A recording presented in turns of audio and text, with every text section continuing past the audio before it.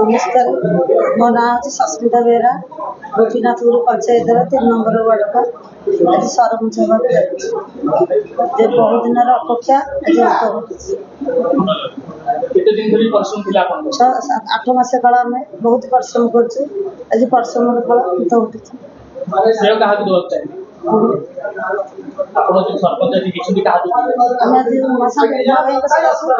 सरपंच हो पार्छु आम आगू को अच्छु सबुदिन आगुरी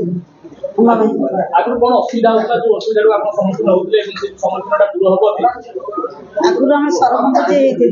सी आमर कि बुझिले कि कले नक अनस्थ अनस्थ देलापर आम सरपंच सही दायित्व आपन कांधरे भी रहिला वास्तविक करिवे आपन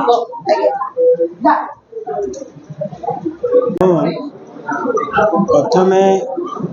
ये पंचायत सभापति बीजेडी सभापति आरंभ करी पूर्वतन सरपंच आरंभ करी समस्त कर्मी मान को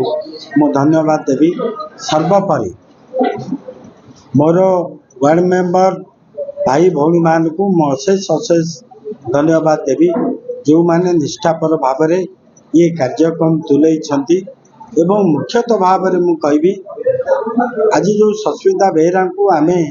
सरपंच दायित्व रे आज प्रशासन अधिष्ठित करिछि। मुख्यतः भाव एठी जे विधायक अछंती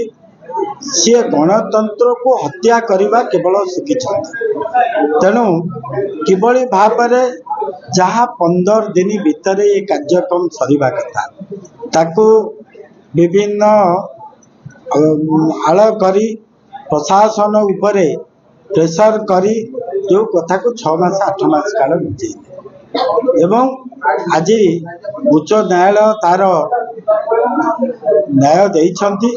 जहाँ फल ये गोपीनाथपुर पंचायत मु कहीदे चाहे 2019 मसीह मुझे निर्वाचन लड़ुली एटी ये सत्यवादी निर्वाचन मंडली रे ये गोटे इतिहास ये पंचायत सबुठ 52 पंचायत भितर सबुठ हाएस्ट 2200 वोट मत ये माने लीड मध्य भी देते तेणु गोटे जी ये सरपंच थे जी विधायक अच्छा पारु पर्यंत पाखे रखी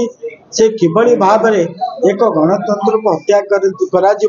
से कथा से रखी तेणु मु मुख्यतः भाव में कहि 15 मास भितर ये अंचल आपण मैंने देखुवे जो अंचल को समस्त कहती कलापाली अंचल मु विधायक है ये अंचल रास्ता घाट टू आरंभ करी बात्या आश्रय स्थल आरंभ करी ब्रिज टू आरंभ करी गाँ गाँव रे विद्युत टू रास्ता टू आरंभ करी गाँ गाँव रे विकास आज तेणु 15 मास भितर भी जन विधायक मुठाए माटी भी एठी पड़ी पारिला नाही तेणु आज मु गोटे अन्याय पतन होइछि न्याय जय होइछि एवं मु आशा करुच्ची जो भाई भौणी माने मोर वार्ड मेंबर अच्छी एवं जी सस्मिता